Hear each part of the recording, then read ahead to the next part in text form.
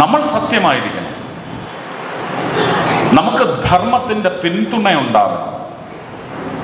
ഒരാളുമല്ല, ഒരുത്തനും ചോദ്യം ചെയ്യാൻ വരില്ല. ആ ധൈര്യം നമുക്കുണ്ടെങ്കിൽ നമുക്ക് ജീവിക്കാൻ സാധിക്കും.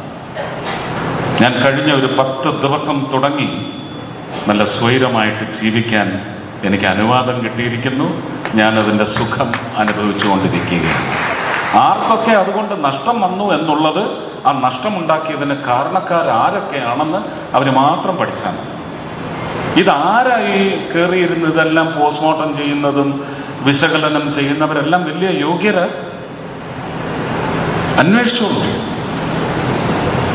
എല്ലാ മനുഷ്യർക്കും, ഓരോ വ്യക്തിക്കും സ്വാതന്ത്ര്യമുണ്ട്. ഇനി എന്തൊക്കെ പേരെടുത്തതിനെ വിളിച്ചാലും ശരി തന്നെ, freedom of speech, liberal living, liberal let living, that is most important. എല്ലാവരെയും ജീവിക്കാൻ അനുവദിക്കണം. ആരാണ് ഈ കൂട്ടത്തിൽ ജീവിക്കാൻ അനുവദിക്കാത്തത്? അവർക്ക് തിരസ്കരണം ഓരോ വ്യക്തിയും ഏർപ്പെടുത്തിയാൽ മതി. ആ പ്രശ്നം അവിടെ തീരും. ഞാൻ ആരെയും കുറ്റം പറയുകയല്ല. പക്ഷെ ഇങ്ങനെയുള്ള ഹൃദയത്തിൽ നിന്ന് വരുന്ന വളരെ ഇമോഷണൽ ആയിട്ടുള്ള വാചകങ്ങളെങ്കിലും അങ്ങനെയുള്ളവരെ ഒന്ന് തിരുത്തണം. ആരെയും ദ്രോഹിക്കാൻ ഉദ്ദേശിച്ചിട്ടില്ല.